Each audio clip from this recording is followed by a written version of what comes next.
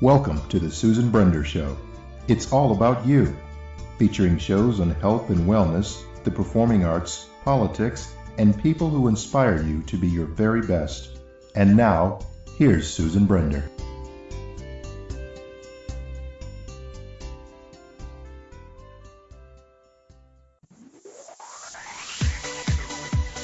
This has been brought to you by Megger, a company that has been serving the electrical test and measurement industry for over 100 years. I'm Susan Brender, and this is the Susan Brender Show.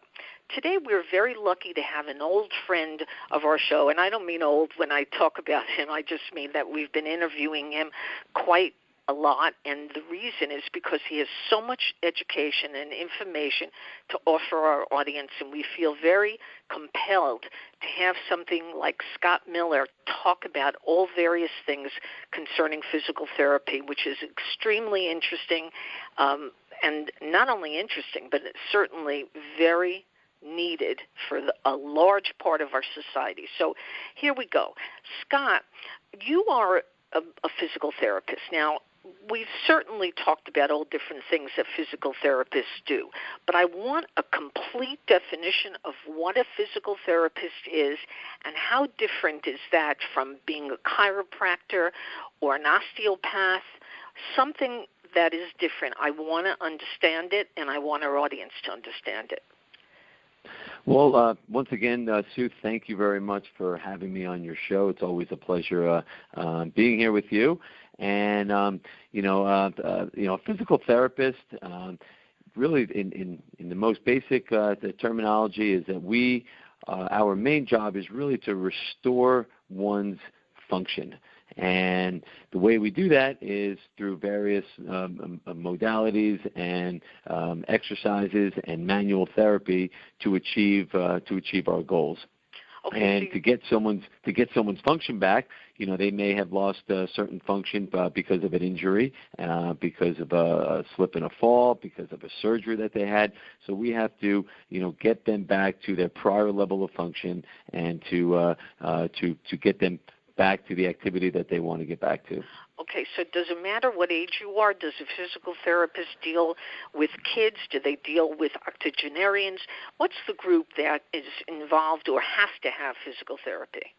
Well, physical therapy, all ages basically needs it. There are physical therapists that specialize in pediatrics and newborns and birthing issues and work on and up the entire lifespan all the way up until we work. There are physical therapists that work in nursing homes and hospitals that work with the elderly as well. Now, arthritis, and I'm going to go down the list of different things that you treat and have you explain what you do and why you have to do that sort of thing. Now, arthritis is an inflammatory condition. It affects people in all their joints, their cartilage, their muscles and bones in their bodies. Now, walk me through this. So somebody comes into your office, he's been sent to you because they're suffering so much. How do you start with them? Let's get a kind of handle on what it is that you do to change the pain or to create a situation where somebody learns to cope with the pain. Well, basically, arthritis, just like several other conditions, can certainly cause quite a bit of pain, and it's and usually that pain is what can cause issues with someone's function and what they're able to do on their daily basis, and their normal daily activities become altered. So when we first see a patient, let's just use arthritis as an example, who comes into the office, the most important aspect of a physical therapy treatment program is probably going to be their initial evaluation. And during this initial evaluation, this is where the physical therapist is gathering all the data and all, the entire history to come up with exactly what is going on with this patient and why they are coming in for physical therapy and what some of their problems are and some of their goals are. And this data and this evaluation and this history is all put together to develop a specific and individualized treatment program for this patient. Interesting. Now, somebody who comes in who's like slipping further away from their health goals due to pain, surgery, recovery, mobility, accidents, things of that nature, what do you, again, they come to you because probably they don't, is it the last alternative, or is it because a doctor sends them or somebody tells them and a physical therapist can do that sort of thing? What happens? Well, usually if someone has not been familiar with what a physical therapist is or what we do, usually it's a friend of theirs or it's the physician that recommends them to go to physical therapy. Sometimes if arthritis is severe enough, physicians or a surgeon will recommend that they need a joint replacement, and or they can certainly try some physical therapy to help alleviate some of their pain. As a physical therapist, I would always choose and always recommend to try physical therapy to see if we can help alleviate some of the pain that a patient is experiencing, to help improve some of the limitations that they may have, so we can either prevent the surgery that that they think they may need, or the doctor may think they need, and of course to help them get back to the activities that they that they want to. Now, on a sweeter note, there must be things that are trending now with regard to why people see a physical therapist. And I keep on repeating the word physical therapist because I want them to know that a physical therapist is different from a chiropractor, an osteopath, or another kind of doctor that deals with pain, deals with different joint issues, muscle issues, et cetera, et cetera. Now, give me a sense of what is going on today that is different from the way it was before. What kind of patients come to you now, and why do they come to you specifically, for whatever they're suffering from? Well, more and more patients are, as individuals are becoming more and more active into their latter years. Arthritis is becoming more and more prevalent, especially in the in the baby boomer age group. That's where we see probably the biggest influx of patients in that in that demographic, because they certainly have been active their entire life. They want to continue being active, and they come to me specifically because, one, they've been recommended to come to me specifically, or my facility. We have a great we've developed a great reputation in Delray Beach here, working closely with patients. We have a very good one-on-one treatment program that we develop with each and every specific patient. We do quite a bit of hands-on manual therapy that several clinics, several treatment places do not. And one thing that differentiates us from chiropractors is that chiropractors do specialize more so in alignment, proper alignment of joints, proper alignment of the spine, whereas that is certainly one of our goals ultimately, but not that is not one of our primary real what I call acute goals. Is short-term goals. We need to get somebody stronger. We need to get somebody more flexible, which ultimately will lead to better alignment, better posture, and overall better quality of life. Yeah. Now, let's talk a little bit about some of the sports that are going on this season. And are you seeing a lot of people come to your office who are have been hurt or have been put in a situation where their bodies couldn't take it and they just kept on pushing and pushing and pushing, and suddenly they find themselves in just dire pain? So what sports are you dealing with now that are creating this situation? Well, being here in South Florida, we are lucky to have such beautiful weather all year round. So we don't see too much difference between seasons as far as a specific sport now as opposed to let's say in September, except when you're maybe dealing with some of the younger high school athletes who do have different sports that they play. But this time of year. We do see quite a bit of residents here that travel from the colder climates, and they come down here and they haven't been playing a lot of sports up there, and then they come down here and they start playing a lot of golf and a lot of tennis, a lot of pickleball that's been increasing in popularity. So we certainly see quite a bit of tennis and golf specific injuries that include some overuse injuries. Arthritis is not generally one of those injuries that you see from a specific sport or from a specific one specific activity. That's more of a accumulation of overuse over time. But with tennis and golf, you see a lot of tendinitises. You see a lot of muscle strains of the shoulder, of the elbow, of the knee, and even the back as well. Yeah. Now, today everybody's on the computer.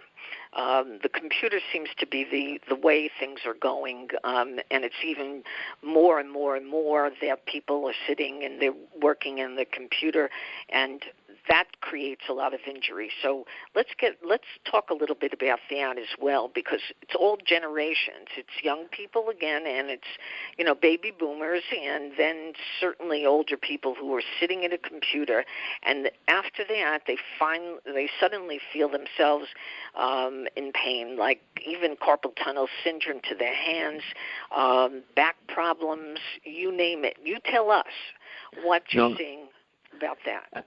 Absolutely. We certainly have seen over the last several years as computers have been increasing in popularity as well as smartphones, is that we have seen quite a bit of increase in neck and shoulder and upper back postural issues because of just the way that patients and individuals are hunched over a laptop, maybe sitting on a couch using a laptop, or using their phone with their head down and their shoulders rounded forward. So you do see quite a bit of neck tightness, neck pain, and shoulder issues because of that. And the increased use of computers can certainly cause a lot of lower back and hip issues, because prolonged sitting at a desk on a computer is certainly not that healthy. There's a word called ergonomics. Ergonomics, as far as you're concerned, is something that we have to pay attention to. Am I right about that? And explain to our audience and define the word ergonomics. No, absolutely. Ergonomics is, I probably use that word at least once a day in my practice, and really it is. It's this. Ergonomics technically is the study of how efficient you are in your workstation, in your working environment. So, a proper ergonomic setup at your workstation or where you do your work is very, very important. And that it doesn't just mean how your computer's set up and at your desk and how you're sitting, but it can be any type of occupation and how that work environment is situated. Most often we do work on patients' ergonomic setup at their workstation, work desk, because that's where you see a lot of the issues and a lot of the injuries. So it can we fix things, anything from the seat height to the armrest height to the height of their computer screen in relation to their eyes, as well as the angle of their elbow and shoulders in relationship to the keyboard. So there's so many little angles and little details that play a major role in a proper ergonomic setup. Scott, there are different kinds of ways that now people are kind of handling being on the computer. One of them is, of course, standing up and moving like a almost like a machine that you walk on. It's a very interesting kind of way to do business or way to kind of work. But is that a good thing? Or and do you know people who have said to you, well, since I started this, I'm feeling much better?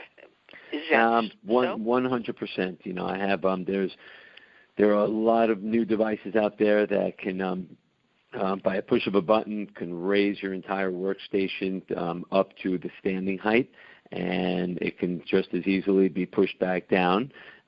There are workstations now that can be set up on, on a treadmill. Not that I, recommend that because of just safety issues, but anytime that you can be a little bit more active and move around, I highly recommend that.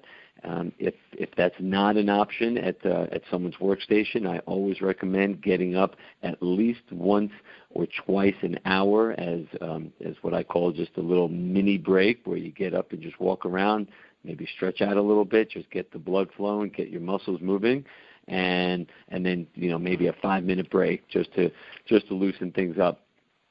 But those workstations, the standing workstations, I don't recommend using a standing workstation for a period of an 8-hour day. Just like sitting, you don't want to be in any one position for a prolonged period of time because it can create other issues. Miller Physical Therapy has a slogan, and the slogan is "Where fitness and wellness meet." Where fitness and wellness meet. Now, when you talk about fitness, you take a look at the people in the United States. There's a lot of problems with obesity. And as far as I'm concerned, that's one of the problems that people have, is that they're overweight, they don't eat well, they, certainly have issues that are surrounded by this problem of obesity. So somebody comes to your office, Scott, and they're pretty overweight, and you take a look at them, and that you say, well, you got to do different kinds of exercises. But it's hard for people who are overweight. Now, how do you treat people who are that way? Well, we see patients of all different weights, all different conditions, and we treat every single patient completely different as far as how we approach their exercise program. We're not going to treat a high school athlete the same as an elderly patient who has not done any exercise and who is overweight. So every single program has to, cater around that specific patient and what they can tolerate. So, if they haven't been doing anything for several years, just getting them up and out of the chair and doing some movement and some very low-level exercises is the start. And I really do our best to try to educate patients on, these are exercises and these are things that are not to be done just in the physical therapy office during your visit, but these are things, and we give them the tools needed and the education needed, and tell them what needs to be done throughout the entire day. Because when a patient comes in and they're coming in, let's say 2 times a week or 3 times a week, that's just not enough to really for an individual to really get moving. Do most people have insurance for physical therapy? I would say about 75% of the patients that we see, maybe closer to 80% of the patients are use insurance. That's pretty good and pretty important, because the problem, unfortunately, with a lot of people is that they don't have any kind of insurance to cover things like physical therapy or chiropractic, and it's not cheap, and they just defer from getting help. But I'm happy to hear you say that there are 80% of the people who probably are covered. Now let's talk. So with insurance, real quick, insurance is, a lot of people do have insurance, and but a lot of people don't realize that they, that what physical therapy benefits they may have, and even if they don't think that they do have any benefits or they don't have insurance, you should certainly give your local physical therapist a call and see what they're willing to do with you, and maybe work out of packaged package deals where, you can make physical therapy appointments very, very reasonable. That's good to know. Now, also, you have a newsletter, and the newsletter, as I've read a lot of the articles, cover a lot of different issues. Now, another issue that I wanted to talk about is, because I see it in your newsletter, is nutrition.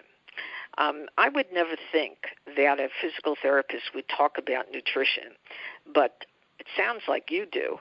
And what do you tell your audience and your patients, not your audience, but your patients?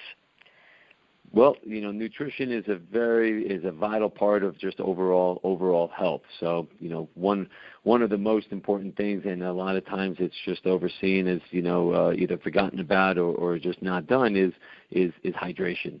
A lot of times patients come in and, they say they drink enough water and ends up being, 2 cups a day. It is recommended that you drink, 8 to 12 cups of water every single day, and dehydration can certainly cause muscle aches, muscle pains. It causes fatigue. So that's one of the first things that we usually discuss with our patients. We also have a registered dietitian who has her master's in nutrition. Her name is Allison Schechter, and she works with some of our clients and helps them with getting them on the right diet plan, on the right meal plan, and tries to really help them get back on the right track. Scott, as we were just talking about about your newsletter, what's in your newsletter today that you think that people need to hear about? Can you tell us a little bit about some of the articles that are there and why they are there this month? All right. We have we're coming out of our ski season right now, so there are certainly articles about just staying healthy, staying flexible, what could be done to prevent injury, and to work on just overall and of course coming into the summertime, we're talking about being more active with some of the outdoor activities and getting ready for the summer months here. Mm-hmm. Yeah. Now, physical therapy is, I keep on talking and using that word physical therapy over and over because I think it's such an important thing for people to understand that it really makes a difference in their lives. Let's get back to kids again. Now, kids are also, they do a lot of sports, and they don't really listen to their parents or to their elders who tell them, watch this, watch that. But if you had a chance to sit down with a young person, give us a scenario that really works, that explains to them why they need to be very cautious or very, aware of their bodies. Well,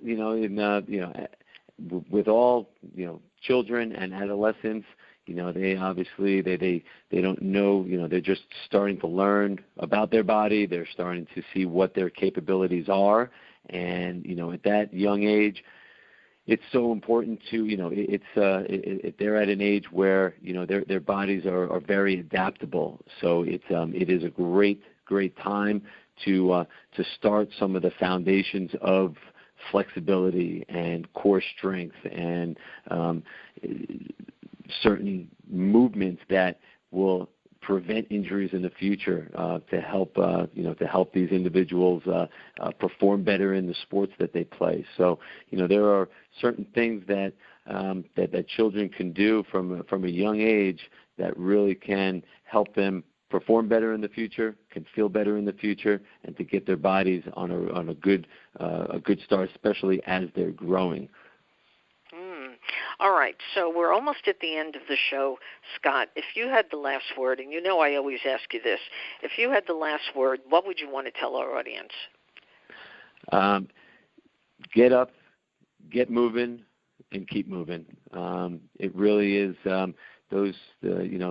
That key sentence is really the most important thing that you can do for yourself because if once you stop moving, your body is not going to recover as well as it once did. So you got to get out, get walking, stay flexible, and continue being active.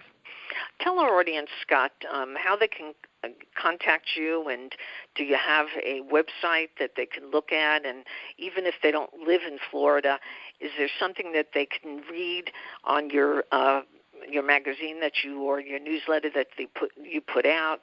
What should people know about you?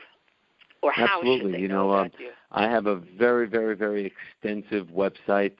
The address is www.miller-pt.com. That's MILLER-PT for physical therapy.com. And on the website, there's we have a little healthy living blog on there that talks about some of the stuff that we discuss in our newsletter, about recovery, about stress, just about different some uplifting stories of some previous patients of ours. We also have hundreds and hundreds and hundreds of articles about every single injury that you can almost think of. So we have a really nice library of articles. So you don't really need to live here to get some of the information that we do put out. And we do send out a newsletter every month, every 6 weeks. And if you'd like to receive that newsletter, right on our website, there's a little link to sign up for the newsletter. And certainly can always contact me via the Contact Us page, and that link comes directly to me. That's terrific. Well, our friend, the friend of the Susan Brender Show, Scott Miller, and the Miller Physical Therapy business is where it's at, where fitness and wellness meet. And I think that every time that we listen to Scott, we learn a little bit more. So I want to thank you, Scott, for being on the Susan Brender Show, and come back again, because we enjoy knowing that there's somebody out there who cares about people. So thank you, Scott, again, and come back again. Thank you, as always, Sue. It's always a pleasure to be here on your show. Thank you for listening to The Susan Brender Show. To be a guest, email sebrender@yahoo.com.